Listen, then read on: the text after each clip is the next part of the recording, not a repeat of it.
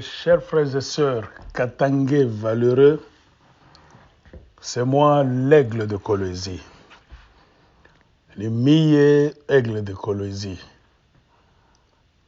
Je vous salue.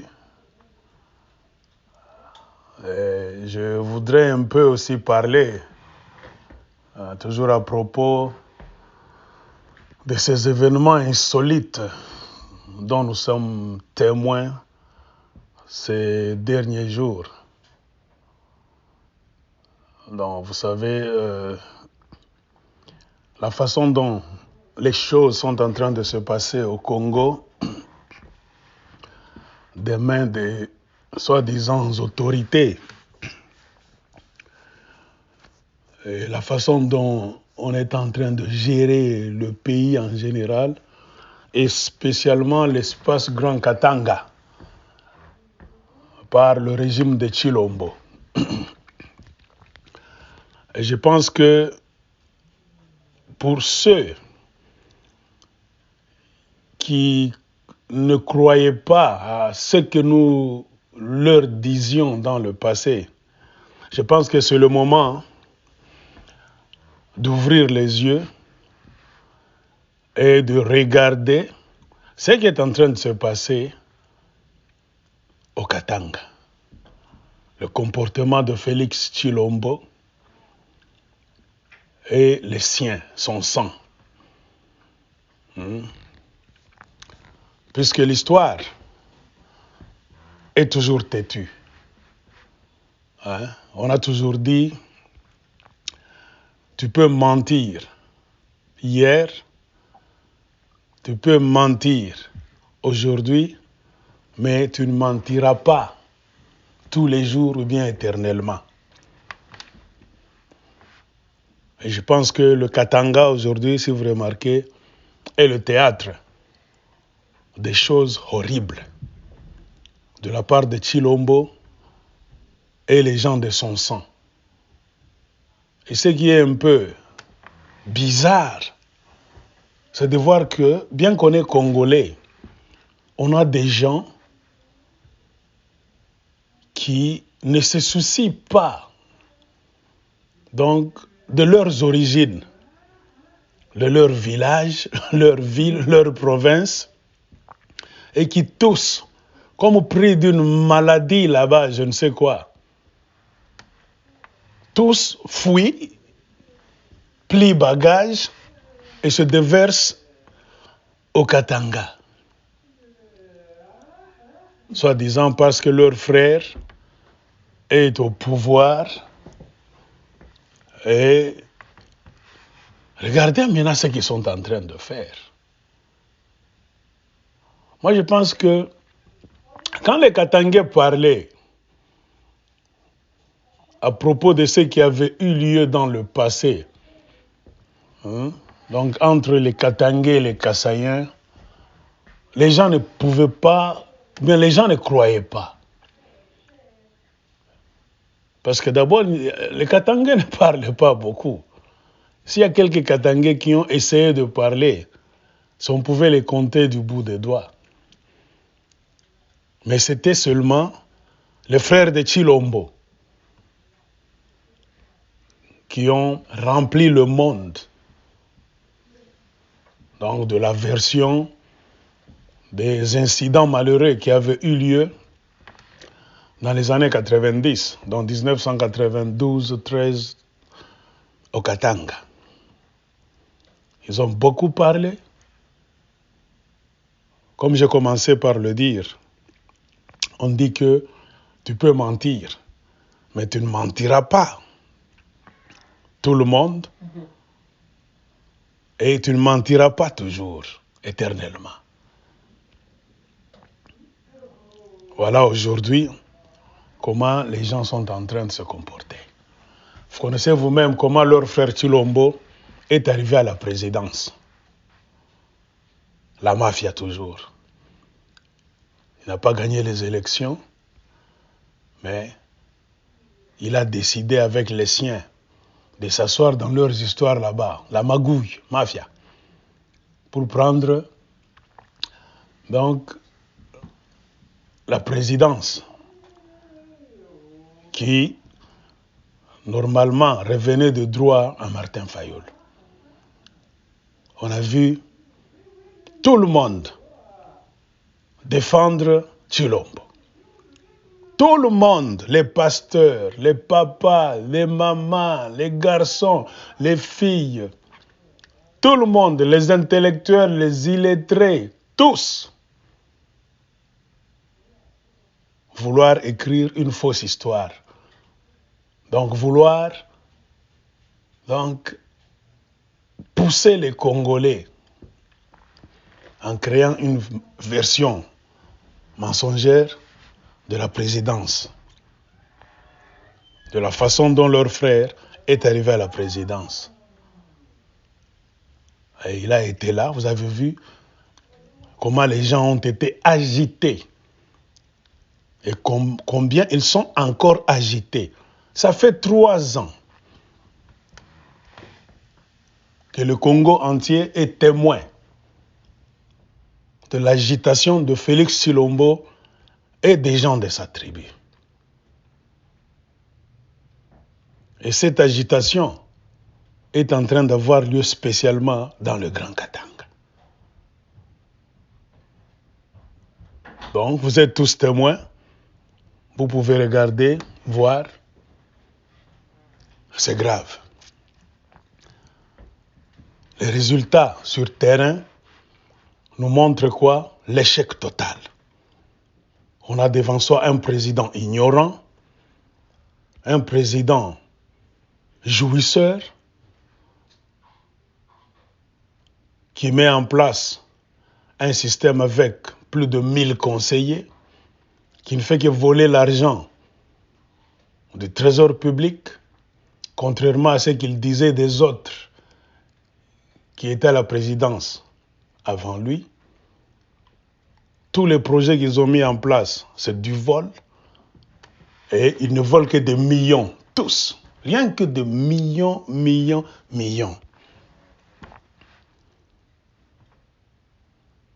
Et quand ils font ça, je pense que les gens de chez Tshilombo, pour ne pas dire les Kassaïens, regardent cela, cherchent toujours à défendre et à couvrir le mal de leurs frères.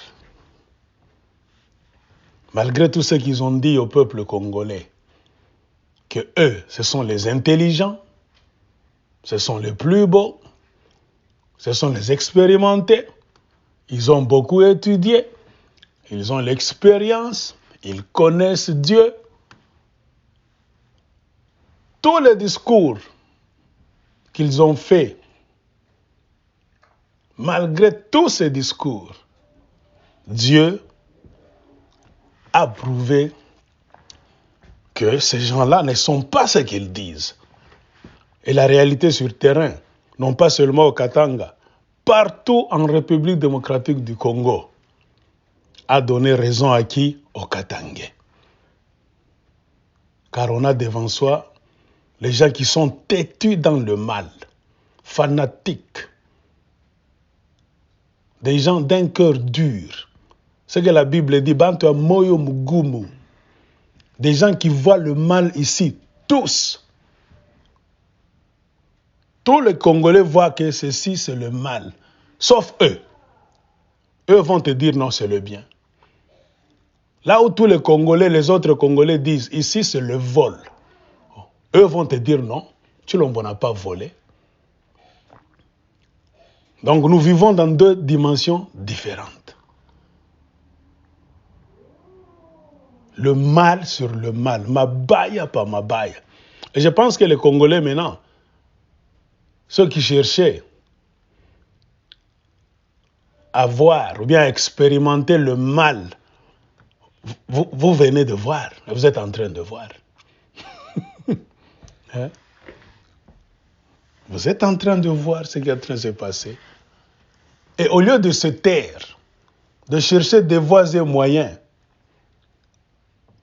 pour se réduire, demander même pardon, ils sont têtus dans le mal et avec les années qui passent, ça fait la 3e année, bientôt la 4e année.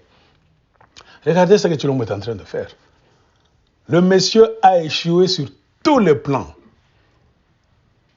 Et Satan l'a même incité à être très tribaliste, à mettre les gens des autres tribus de côté, à engager que les gens de sa tribu, parmi ces milliers de conseillers, ils ont raflé tous les postes. Hein? Et Dieu se tient au coin en train de regarder ce qu'ils sont en train de faire. Et le Congo maintenant est devant un fait accompli. Même les Congolais qui ne savaient pas qui est Tshilombo et les gens de sa tribu, tout le monde s'étonne maintenant. Regardez, partout, on parle en mal des Kassaïens. Allez à Kinshasa, Bas-Congo, Nord Kivu, Sud Kivu, Katanga, n'en parlons même pas. Partout,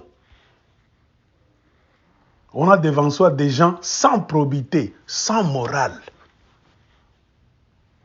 Des gens sans manière, qui ne se gênent pas.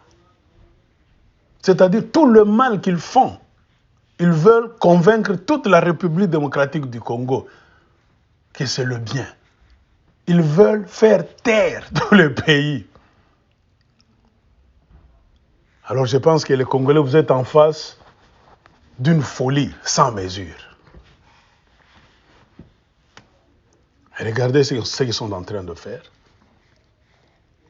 Donc ils ont échoué sur tous les plans. Donc le comportement, c'est bizarre. Même leur pasteur. Donc, regardez. Les scandales, c'est chez eux. On voit des pasteurs qui mentent. Des pasteurs là, dans des vidéos, ils sont nus, en train de violer des filles. Les autres fuient le Canada. Ils sont toujours des révérends. À faire sexe toujours. Trop de scandales.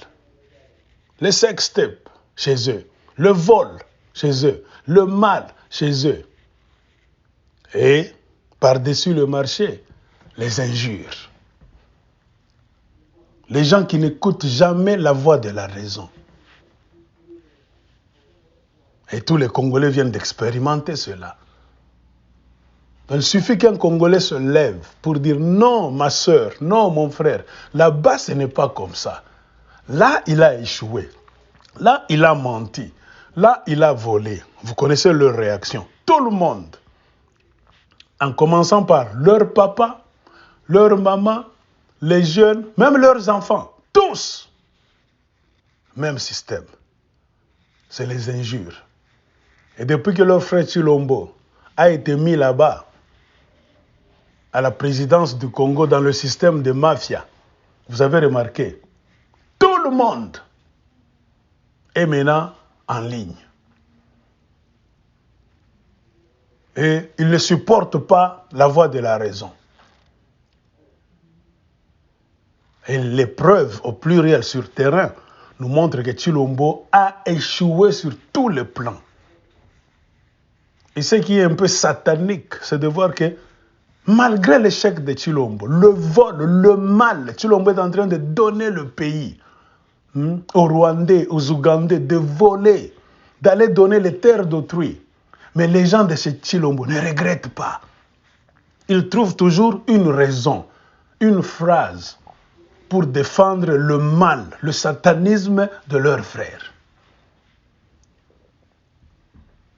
Alors je pense, je ne sais pas, on a affaire à qui? Chers frères et sœurs congolais. Et maintenant, je pense, vous voyez, tout le monde a vidé le Kasaï. C'est la première fois qu'on voit dans l'histoire d'un pays, là où quelqu'un est à la présidence, en train de voler des millions, il ne construit même pas chez lui. Village natal, province natale. Et ce n'est pas que l'argent manque. Ce monsieur-là est en train de voler de millions, supportés par ses frères qui sont des pasteurs, des diacres, des soi-disant prophètes. Et tout le monde fuit leur province natale. Ils se mettent en route pour se répandre dans d'autres provinces de la République démocratique du Congo. Et spécialement à Kinshasa, au Bas-Congo et au Katanga. Mais au Katanga, c'est pire. On voit des gens qui fuient leur province, qui ne savent même pas construire leur village, leur ville, qui ne savent rien faire à part parler, insulter. Donc je ne sais pas ce qu'on peut maintenant dire. Ah, Dieu, je ne sais pas. Les Congolais, vous êtes en train de voir. Moi, je pense que c'est la première fois. Même demandez aux gens du monde entier. Ils ne vont pas comprendre ce qui est en train de se passer chez les gens de Tshilombo et Tshilombo lui-même. Parfois, on se demande, ces gens sont venus de quelle planète? Et ils ne se gênent pas. Tout le monde, quel que soit l'âge, le sexe, tout le monde accompagne le mal. À l'exception de quelques personnes qu'on peut compter sur le bout de doigts, qui ont encore la tête sur les épaules. Car tout le monde ne peut pas être mauvais dans une communauté. C'est pour cela que si même Dieu veut venir, donc juger ou bien punir une communauté, il doit toujours y avoir des gens qui seront sauvés. Quelques personnes qu'on peut compter du bout des doigts. Et regardez aujourd'hui, malgré leur tricherie, leurs échecs, ils comptent toujours maintenant gérer les Congolais par défi. Des gens qui fuient leur province, qui deviennent réfugiés au Katanga majorité, et qui entrent au Katanga, qui oublient que le Katanga appartient aux Katangais de droit, qui arrivent au Katanga, qui veulent s'approprier tout. Ils sont en train de s'accaparer des mines du Katanga, des terres, du travail, partout, d'une manière là-bas folle. Et on se demande, est-ce que ces gens ont un cerveau ou bien n'en ont pas? Est-ce que ces gens savent-ils qui ils sont? D'où ils viennent? Ils appartiennent où, ces gens? On se pose des questions. Et ils sont toujours prêts à faire le mal à autrui. Jamais prêts. Et quand ils font le mal, tout le monde défend le mal là-bas. Hommes, femmes, enfants.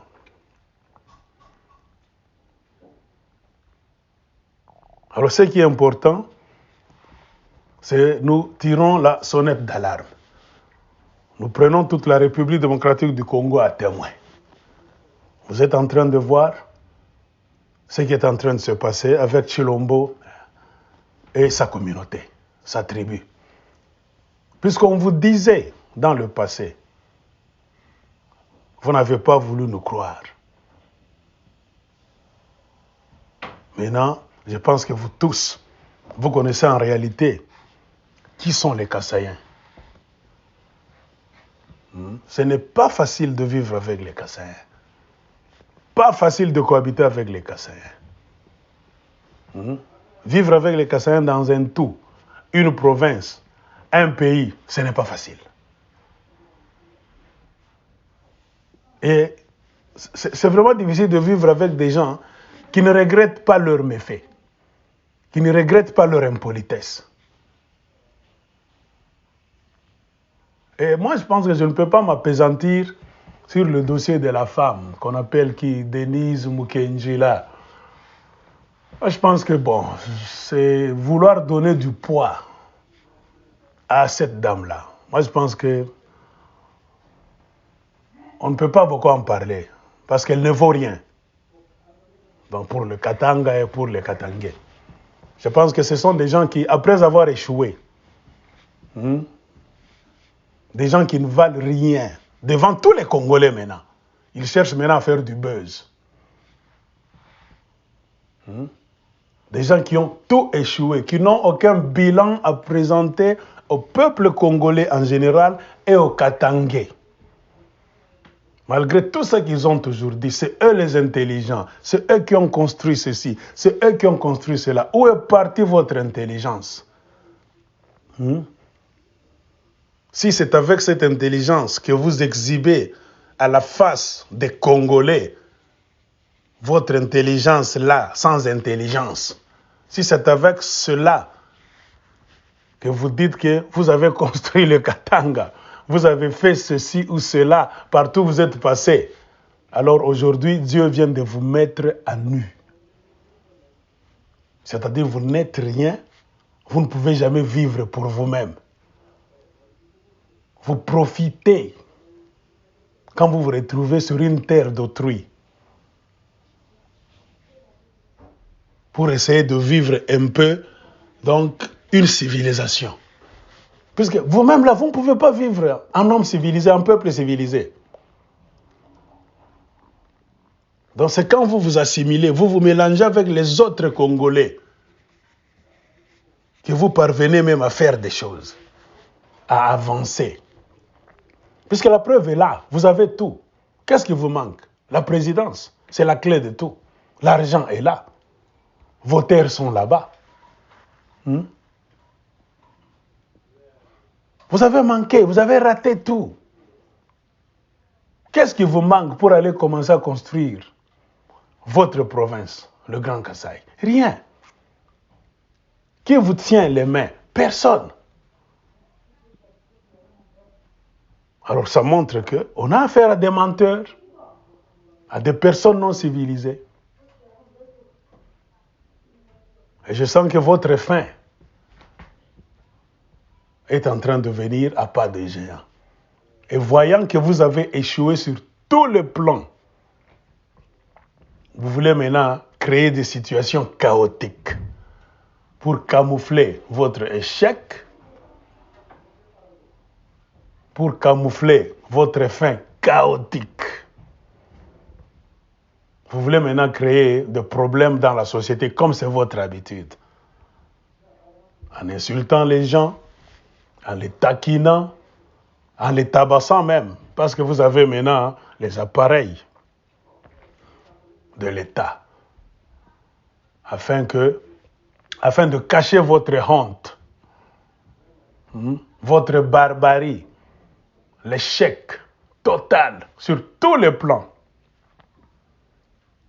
Vous voulez maintenant chercher à créer des problèmes sociaux pour que les gens puissent commencer à se battre, afin que vous puissiez mentir comme c'est votre habitude. Oh, ce sont les gens pareils qui nous détestent, ils nous tabassent. Quand vous êtes en train d'insulter les gens aujourd'hui, vous êtes en train de tabasser les gens. Vous êtes en train maintenant d'oppresser les Congolais. Oh, je vais appeler tel juge, tel procureur, et tout ça. Vous ne voyez pas que c'est le mal. Et les autres Congolais ne parlent pas d'épuration raciale. Les autres Congolais ne parlent pas d'épuration ethnique. Mais quand la balle va se retourner demain contre vous-même, quand on va seulement vous donner une gifle, c'est quand vous allez ouvrir la bouche, crier pour mentir. Oh, épuration raciale, on nous déteste, on fait ceci. Ce que vous êtes en train de faire aujourd'hui, n'est-ce pas la haine? N'est-ce pas la haine? En tout cas, vous faites la honte. Chilombo et compagnie, vous faites la honte des Kasaïens et vous faites la honte de la République démocratique du Congo.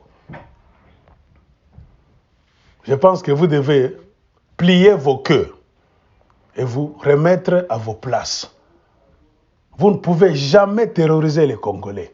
Vous ne pouvez jamais intimider tous les Congolais avec vos soi-disant procureurs, juges, tout ça. Quels juges? Des juges qui ne savent pas conseiller le président, Des juges qui ne savent pas. Donc, amener la justice au pays, qui volent, qui mentent à longueur de journée. Quel juge vous avez, vous, dans votre tribu d'abord? Dans votre soi-disant république chilombique là-bas. Vous avez quel juge? Honte à vous. Honte à vous. Vous faites la honte des Congolais. Et c'est Dieu qui a voulu que vous puissiez vous retrouver dans cette situation. Aïe, aïe, aïe. Aïe, aïe, aïe. Vous avez tout échoué. Descendez gentiment, pliez bagages, sortez de là, de la présidence. Ne cherchez pas des incidents pour détourner l'attention des gens. Parce que nous savons ce que vous êtes en train de faire. C'est ça. Allez-vous-en en paix.